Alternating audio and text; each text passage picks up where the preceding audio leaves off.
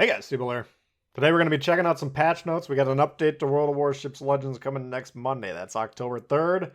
And we'll dive right into the content of said update here in just a moment. A little bit of housekeeping for the channel. Check the subscribers. We're almost at 25,000. When that happens, then we'll start preparing a series of giveaways. All right. And that's going to be for subscribers of this channel, the main channel Tbull, and also a new channel that we just started, Bull Bites. You can find that link in the description, but stay tuned when that happens. That hopefully will be happening relatively soon. All right, so diving into the patch notes here. Halloween's coming. If you've been around World of Warships Legends for a while, you know every Halloween we get an event. Halloween. It's this player versus AI type of a game, but it's relatively difficult, and it's actually quite a lot of fun. I think this is probably the player base's favorite AI event. Basically, you go against this ship Rasputin and some minions and cannons and whatever else. We'll see. I think it changes every year slightly, but we'll see. You can get as a reward. Okay, what's the reward? Ancient shards. What's this? Oh no, a new currency. Jesus. All right, so you can spend the shards on guises. You can spend them on some sort of crates. You can do ship skins, sure. Or there's the biggest prize, a Commonwealth Tier 5 Premium Cruiser Perth. Australian for cruiser. No doubt about it. But the deal is, it says you can buy the shards in the store or get them from the event. Can you get enough shards from the event alone to purchase the Perth? That's the question. You never know until you see it with these guys. Sometimes it's player base friendly in terms of completely free, just putting in the time. Sometimes you gotta pony up just a little bit. So stay tuned. We'll see what that looks like. But we'll check out the ships as well. Oh, and by the way, there must be different difficulties this time, because if you complete it on the highest difficulty, you get a bonus Japanese Tier 3 Goofballer Premium Battleship Kawachi. All right, so we'll get into the description of those here in a moment. Kronstadt. Campaign Reward Ship Battle Cruiser Soviets. Alright, packs the radar consumable. Best torpedo damage reduction at her tier. Okay, 25. Biggest health pool. Oof. A lot of survivability, it sounds like. Not to mention some of the most powerful guns this side of legendary cruisers. Oh, yeah. However, one can't call her agile, and Kronstadt slower than most of her peers. Okay, so we got a lumbering brute that goes around swinging hard. That could be interesting. Same old in terms of the structure of the campaign itself. No surprise there. German alternate battleships are now researchable, sure. And, by the way, Tier 8 Prince Ruprecht, aka the Rupee, now going to be available. So grind that, or what is it called? The Zeiton. I got like 3 Zeiton videos up. I should know what it is. Great ship, a lot of fun. If you got it, grind it, get it up to, you know, the 300k or whatever you need in terms of XP so you can get the Rupee day 1. That's my plan. In fact, I'm already there. But it says it's going to be the queen of secondary builds, so I'm looking forward to this one. The whole line's a blast, by the way, so if you haven't lucked out on the free crates that they had earlier in the update cycle, I would recommend this line. If you like brawling battleships and if you got a decent secondary build. Bourgogne. Bureau Project. Oh god, here we go again. French legendary tier battleship Bourgogne. Main battery reload booster.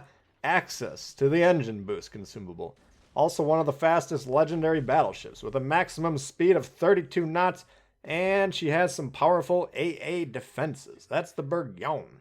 Alright. Oh, update also features research points as a campaign reward for the first time. These can be used to speed up progress. In the same way the breakthrough mechanic works for the following Bureau projects. Legendary Birthday 2022. Midway. Hakuro. Oh my god, let's get these carriers in the game. The players aren't grinding the legendary tier carriers fast enough. We gotta incentivize it. Go ahead and use these research points. Get your legendary carriers. Appease the developers. And the Bourgogne is on the list as well. So you got the legendary birthday one. I can't remember what that was. Midway, Hakuro, the carriers, and Bourgogne. All right, whatever.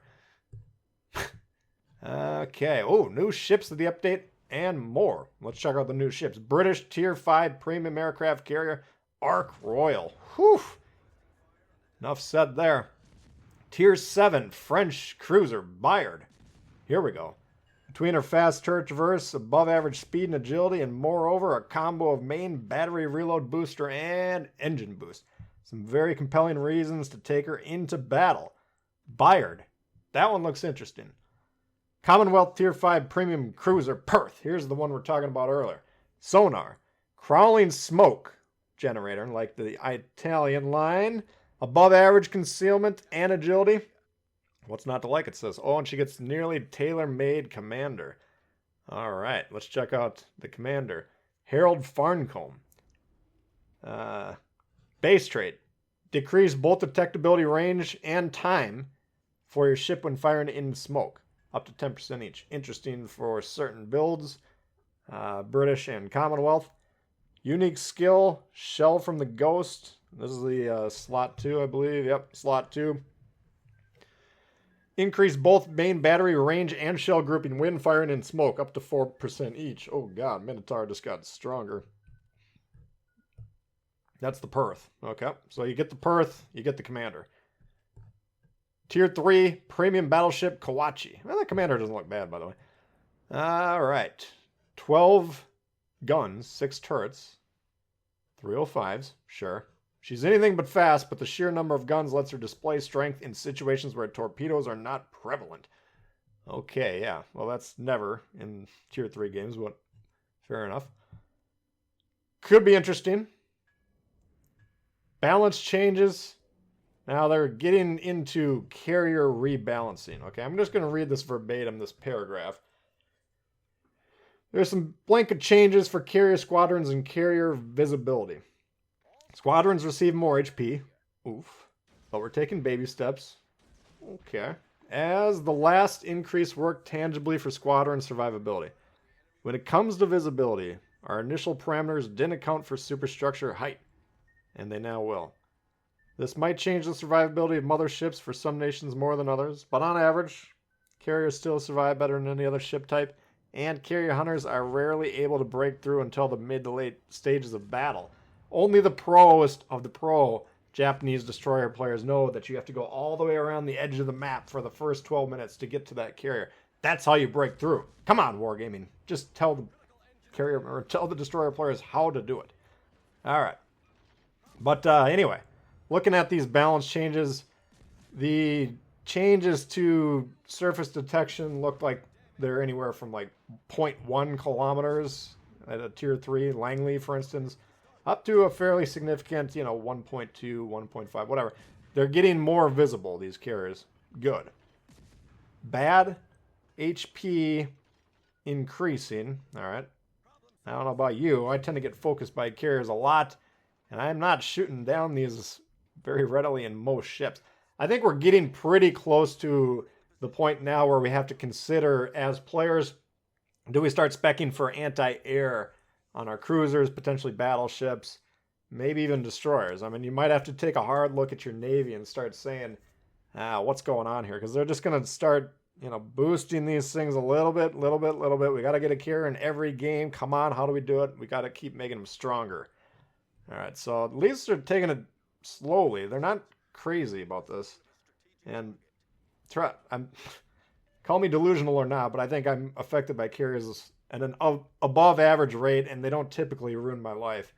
But I'm not really a fan of buffing them more than they already are. But perhaps you guys disagree, and of course I'm going to try and elicit your feedback in the comments section. So that's one of the topics. You can let me know about your opinion on that. There's some other changes here. Fiji's got a 0.5 second reload increase.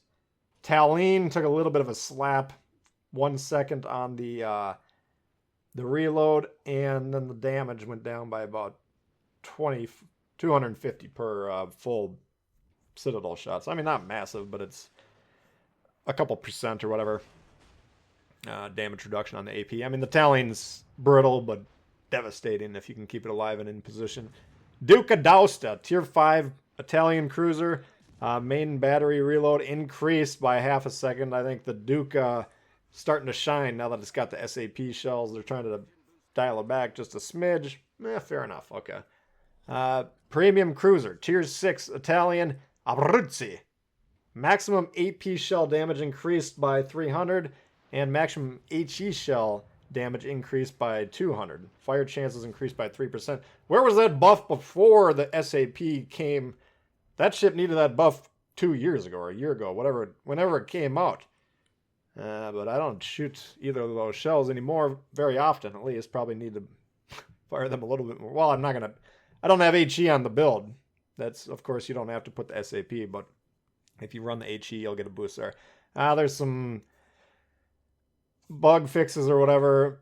There was a few ships that were being slowed down too much when they were flooded. So there's only a handful of ships that now have a 50% speed penalty.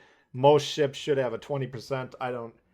You definitely notice it when you're in one of those that are hit by 50%, you slow way down. But how often it was, how often it was erroneously applied, I don't really have an insight. But anyway, they're changing that a little bit. Other than that, nothing major. So, as predicted, and as kind of fits the mold, usually we get, the cycle seems to be roughly this. All right, we get early access. Here's a new line. That was this current update that we're finishing off over the last month or whatever. Then the following update, minor. We unlock these ships that, of course, have been out there widely available in early access. But now everybody can get them. And, of course, the crown jewel at the top of the line comes. And then there's a few other ships mixed in. Here we got an event. Okay, cool. And then I feel like usually the following update is kind of when we get a big shot. And it's going to coincide with towards the end of the year, which they usually like to hit us with something big. So I'm expecting either next update to be one more minor update followed by something with some pizzazz, or maybe that pizzazz will come next time. We'll find out. But this one's more of a holding pattern, obviously. I love to hear from you guys on these update videos. That's the main reason I would make these. I want to hear what you guys are excited about. And let me know in the comments, then I'll try and base my coverage in terms of what we get into early on based on your feedback. So let me know there. But that's going to do it for this one, guys. Hopefully you did enjoy it. If you did, please hit the thumbs up. New to the channel, hey, consider subscribing. Once again, we're shooting for 25,000. Would appreciate it if you did subscribe. Questions, comments, definitely looking forward to hearing from you guys in the comments below. And we'll see y'all later. All right, peace.